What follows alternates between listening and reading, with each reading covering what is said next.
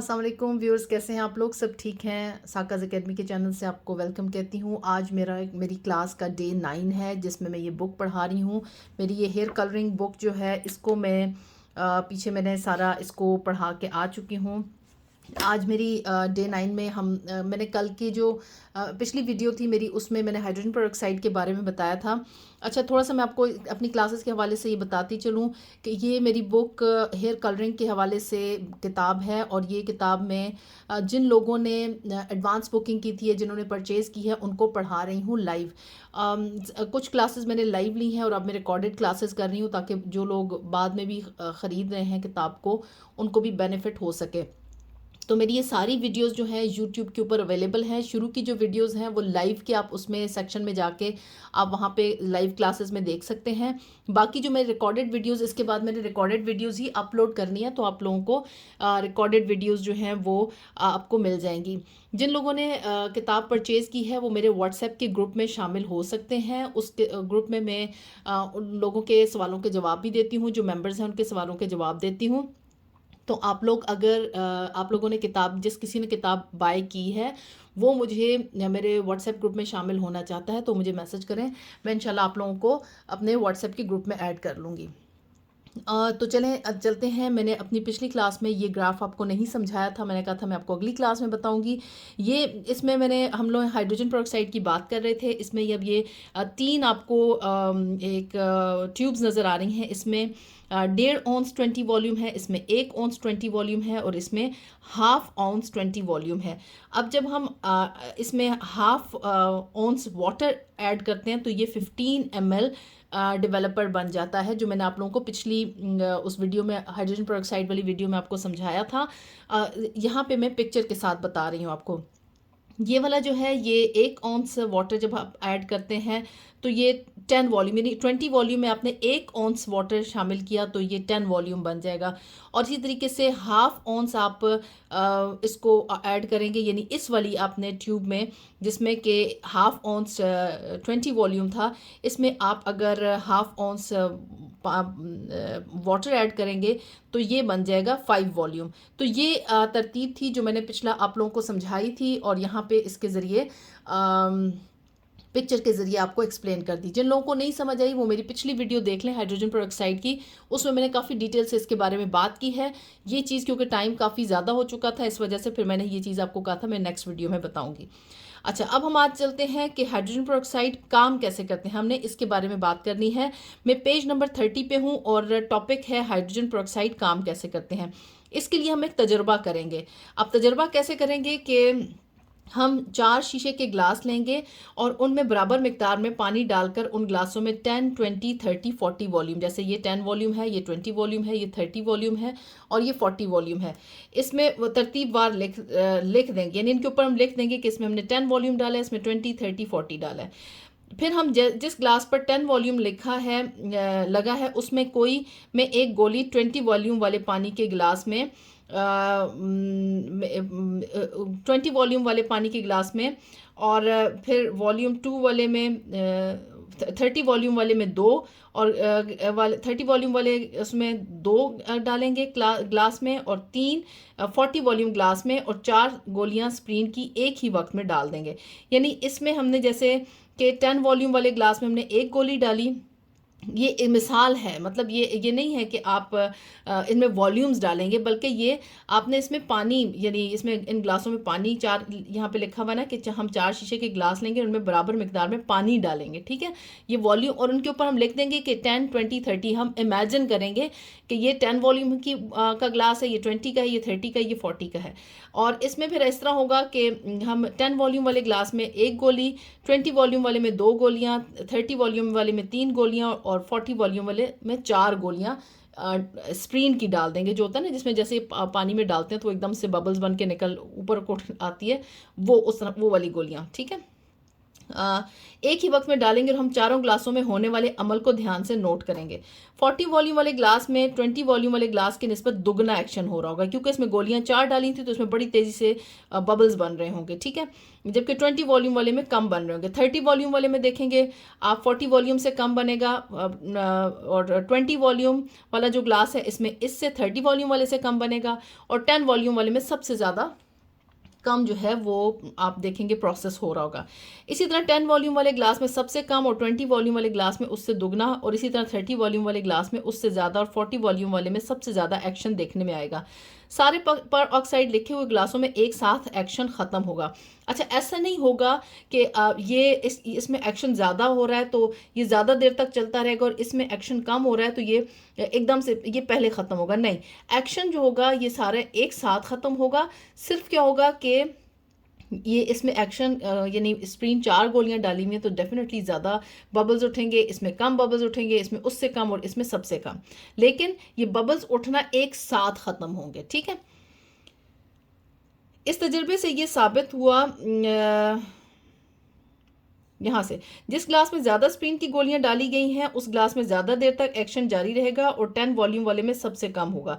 इस तजर्बे से ये साबित हुआ कि पर ऑक्साइड की ताकत बढ़ाने का हरगिज़ ये मतलब नहीं है वो ज़्यादा देर तक काम करता रहेगा, बल्कि 10, 20, 30, 40 वॉल्यूम का काम करने का वक्त एक जितना ही होता है। सिर्फ वॉल्यूम बढ़ाने से बालों के अंदर कलर को लिफ्ट करने की सलाहियत बढ़ती है। इसी तरह अगर डेवलपर को हीट दी जाए तो भी बालों के कलर को लिफ्ट करने का अमल तेज़ हो जाता है, जिसके नतीजे में याद रखना चाहिए कि बालों के कलर को लिफ्ट करने का अमल तेज़, जबकि बालों में कलर पिगमेंट या डिपॉजिट करने का अमल सुस्त हो जाता है। कलर को डिपॉजिट करने का क्या मतलब है और लिफ्ट करने का क्या मतलब है, ये मैं अपनी शुरू की वीडियोस में बता चुकी हूँ। आप लोगों ने अगर इस कोर्स को प्रॉपरली समझना है तो मेरी पीछे की वीडियोस आपको देखनी होगी, क्योंकि हर वीडियो पिछली वीडियो के साथ लिंक्ड है। ये क्लासेस हैं, किताब पढ़ा रही हूँ प्रॉपर, एक हर क्लास दूसरी क्लास के साथ अटैच्ड है, तो इसलिए आपको ये सारी फिर वीडियोज़ देखनी होंगी। जिसके नतीजे में याद रखना चाहिए कि बालों के कलर को लिफ्ट करने का अमल तेज़, जबकि बालों में कलर पिगमेंट डिपॉजिट करने का अमल सुस्त हो जाता है। बिल्कुल ऐसे ही जैसे हम हायर वॉल्यूम का इस्तेमाल बालों के कलर को लिफ्ट करने के लिए इस्तेमाल करते हैं। अगर हम बालों के 5 स्ट्रैंड लेकर इन पाँचों पर ब्लीच और 20 वॉल्यूम मिक्स करके एक ही वक्त में लगाएं और उन स्ट्रैंड को ब्लीच लगाने के बाद तरतीब से फॉइल में रखकर नंबर लगा दें, 1, 2, 3, 4। जैसे ये 1 है, ये 2 है, ये 3 है, ये 4। हमने 5 स्ट्रैंड्स लिए और इसमें इसको ऐसे ही नेचुरल छोड़ दिया। ये इस फिर आगे हम इसको पढ़ते हैं कि क्या है। अच्छा, स्ट्रैंड नंबर 1 नेचुरल हेयर है। स्ट्रैंड 2 को हम 80 डिग्री तक, 80 सेंटीग्रेड तक हीट देंगे। स्ट्रैंड 3 को 90 डिग्री, स्ट्रैंड 4 को 100 और स्ट्रैंड 5 को 110 पर 5-5 मिनट के लिए हीट देंगे। यानी 5 मिनट इसको हीट दी, 5 मिनट इसको दी। सिर्फ क्या है कि हीट की स्ट्रेंथ, ताकत बढ़ा देंगे। जैसे यहाँ पे 80 डिग्री दी, यहाँ पे ज़्यादा और ज़्यादा गर्म देंगे, यहाँ पे उससे ज़्यादा गर्म, और यहाँ पे सबसे ज़्यादा गर्म हीट देंगे। लेकिन सबको 5-5 मिनट देनी है, ठीक है। और फिर इन स्ट्रैंड्स को 30 मिनट के लिए फॉइल में लपेट कर रख दें। इस तजर्बे के लिए नताइज कुछ इस तरह होंगे कि जिस स्ट्रैंड को सबसे ज़्यादा हीट दी होगी, यानी स्ट्रैंड नंबर 5, वो सबसे ज़्यादा लाइट शेड का होगा। फिर इसके बाद स्ट्रैंड नंबर 4, इसी तरह जो सबसे कम लाइट होगा वो स्ट्रैंड नंबर 2 है। इससे साबित होता है कि जितनी तेज़ हीट हम इस्तेमाल करेंगे उतना बाल का कलर लिफ्ट ज़्यादा होगा। जब हम ब्लीच का अमल फॉइल में लपेट कर करते हैं, इससे हम बालों पर ब्लीच के अमल को तेज़ करते हैं और प्रोडक्ट देर तक मॉइस्ट रहती है, यानी नमदार रहती है, उसमें नमी रहती है। अगर बालों पर ब्लीच का मिक्सचर लगाकर खुला छोड़ दिया जाए और किसी फॉइल या प्लास्टिक क्लिंग में इसे रैप ना किया जाए तो वो खुश्क हो जाएगी, यानी ब्लीच खुश्क हो जाएगी और लाइटनिंग का अमल रुक जाएगा। ब्लीच जितनी देर मॉइस्ट रहेगी, यानी नम रहेगी, उतनी देर ब्लीच का अमल जारी रहेगा। अगर के 30 मिनट के ब्लीच लगाने के बाद वैसे भी लिफ्टिंग का अमल, अगरचे के 30 मिनट के ब्लीच लगाने के बाद वैसे भी लिफ्टिंग का अमल सुस्त हो जाता है, लेकिन इस बात से लिफ्टिंग के अमल को फ़र्क नहीं पड़ता कि ब्लीच वाले बालों को आप चमकदार फॉयल या मैट फॉयल में लपेट रहे हैं। इससे फ़र्क नहीं पड़ता कि आप चमक वाली फॉयल इस्तेमाल कर रहे हैं या मैट फॉयल इस्तेमाल कर रहे हैं, इससे वो नहीं होगा। जितनी देर ब्लीच जो है वो उसमें नमी रहेगी, वो प्रोसेस करती रहेगी। पेरोक्साइड में वॉल्यूम स्ट्रेंथ जाहिर करती है कि कीमियाई अमल के दौरान कितनी ऑक्सीजन खारिज होगी। अगर आपके पास 1 लीटर 20 वॉल्यूम 1 लीटर पर ऑक्साइड है, इसका मतलब है कि ये 20 लीटर ऑक्सीजन खारिज करेगी, यानी 20 लीटर ऑक्सीजन खारिज करेगी ये, ठीक है। और अगर आपके पास 1 लीटर इसीलिए 40 वॉल्यूम को 20 वॉल्यूम से दुगना स्ट्रॉन्ग कहा जाता है, क्योंकि 40 वॉल्यूम पर ऑक्साइड 20 वॉल्यूम पर ऑक्साइड से दुगनी ऑक्सीजन खारिज करता है। और ऑक्सीजन खारिज होती है तो उससे क्या फ़र्क पड़ता है, ये मैं पिछली वीडियो में आपको समझा चुकी हूँ। हमारा पिछला जो टॉपिक था इसी से रिलेटेड था, तो अब ये इसमें यहाँ पे मैं इसको दोबारा एक्सप्लेन नहीं करूँगी। अगर आपको ये बात समझ नहीं आई तो आप मेरी पिछली वीडियो देखें, उसमें मैंने इस चीज़ को एक्सप्लेन कर दिया हुआ है कि ऑक्सीजन के खारिज होने से क्या फ़र्क पड़ता है। परसेंटेज स्ट्रेंथ आमतौर पर केमिस्ट के इस्तेमाल के लिए होती है। ये टर्म आपको बताती है कि डेवलपर में कितने % पर ऑक्साइड है और कितने % पानी है। यानी 6% सोल्यूशन में हम 100 लें तो इसमें 6% ऑक्सीजन होगा, यानी 100 ml लें तो हम ये 6% पर ऑक्साइड होगा और 94% पानी होगा इसमें, यानी 6% इसमें पेरोक्साइड होगा और 94% क्या होगा, पानी होगा। किसी भी पेरोक्साइड की स्ट्रेंथ एक ख़ास पैमाने पेरोक्सोमीटर के साथ मेजर की जा सकती है, ठीक है। इसकी कितनी ताकत है, किस पेरोक्साइड की कितनी ताकत है, एक पैमाना होता है, ख़ास पैमाना होता है जिसे पेरोक्सोमीटर कहा जाता है। उसके साथ आप इसको मेजर कर सकते हैं कि ये इस डेवलपर की कितनी ताकत है, अगर उसके ऊपर बॉक्स के ऊपर बॉटल के ऊपर नहीं लिखा हुआ तो। लिक्विड पेरोक्साइड को डिस्टिल्ड वाटर के साथ मिक्स करके उनकी स्ट्रेंथ को कम किया जा सकता है। डिस्टिल्ड वाटर माइंड में रखिएगा, डिस्टिल्ड वाटर। अगर आपके पास पेरोक्साइड अचानक ख़त्म हो गया और आप उसमें डिस्टिल्ड वाटर डालकर कम स्ट्रेंथ वाला डेवलपर बना सकती हैं। मगर मसलन अगर आपके पास 40 वॉल्यूम और आपको 30 वॉल्यूम चाहिए तो आप इक्वेशन से 30 वॉल्यूम बना सकती हैं। अब कैसी इक्वेशन से, किस तरह के स्ट्रॉन्ग पर ऑक्साइड को हम माइनस करेंगे, जो डेवलपर हमें चाहिए होता है उससे माइनस करेंगे तो हमारे पास इसका रिजल्ट आ जाएगा। Therefore B is to C is the ratio to dilute in. जैसे कि 40 अगर हमें 40 वॉल्यूम हमने लिया है और हमें 30 वॉल्यूम चाहिए, हम 40 में से 30 को माइनस करेंगे, 10 आ जाएगा।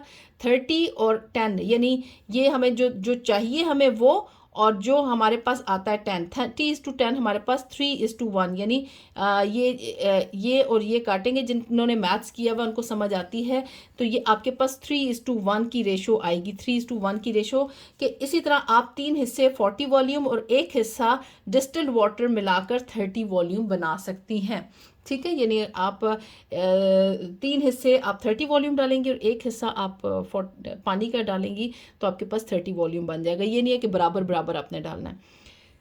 एक बात याद रखें कि नलके का पानी अगर आप इस्तेमाल करेंगे तो उसको आप स्टोर नहीं कर सकते, इससे पेरोक्साइड की स्ट्रेंथ पर फ़र्क पड़ेगा। अगर नलके का पानी इस्तेमाल किया तो उसको आप रख नहीं सकेंगे, आपने इसको बना के फ़ौरन इस्तेमाल कर देना है, क्योंकि उससे पेरोक्साइड की ताकत पर फ़र्क पड़ता है। पेरोक्साइड लिक्विड और क्रीम दोनों सूरतों में दस्तयाब होते हैं। लिक्विड पेरोक्साइड पानी की तरह पतले और बाज़ औक़ात पानी की तरह ही शफाफ होते हैं, लेकिन या हल्के से रंगीन होते हैं, जैसे दूधिया रंग यानी मिल्की कलर होता है। अगर हम क्रीम डेवलपर लिक्विड डेवलपर से ज़्यादा महंगे होते हैं, क्योंकि इनमें एक्स्ट्रा कंडीशनर्स शामिल किए जाते हैं जो कि बालों को कलर करने के दौरान बालों को नुकसान पहुंचने से बचाता है।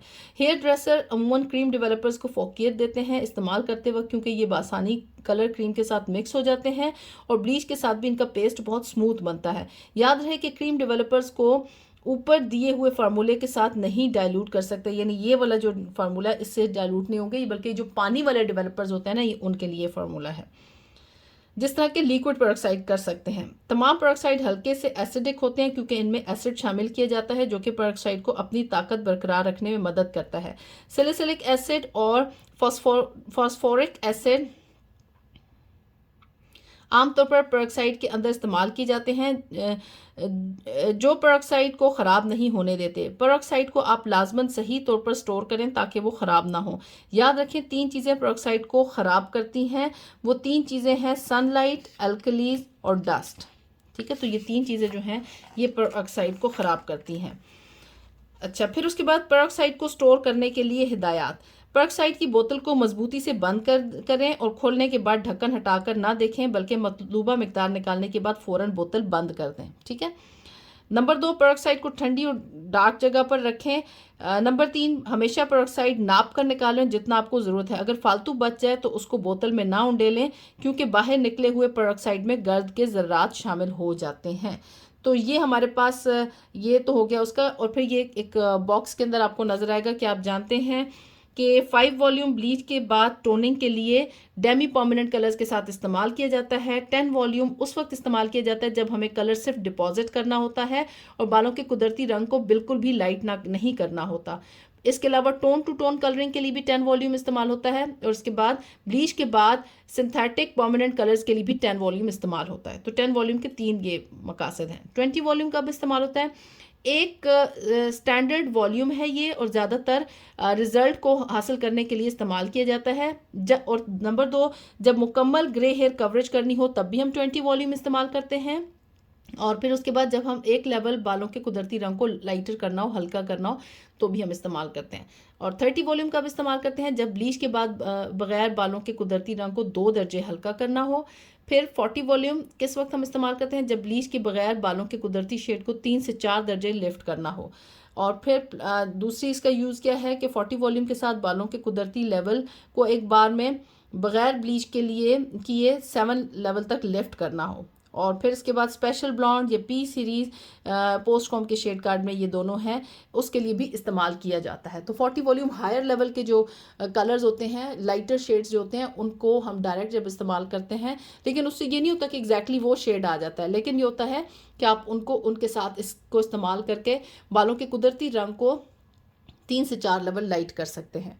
तो मेरा आज का ये पेरोक्साइड वाला टॉपिक ख़त्म होता है। इंशाल्लाह अगली जो क्लास होगी ब्लीचिंग के, अगला टॉपिक हमारा ब्लीचिंग का है, हम ब्लीचिंग के ऊपर बात करेंगे, और फिर वो हमारा ये नेक्स्ट टॉपिक स्टार्ट हो जाएगा। अपना बहुत ख्याल रखिएगा। अगली क्लास तक के लिए इजाज़त। Take care. अल्लाह हाफिज़।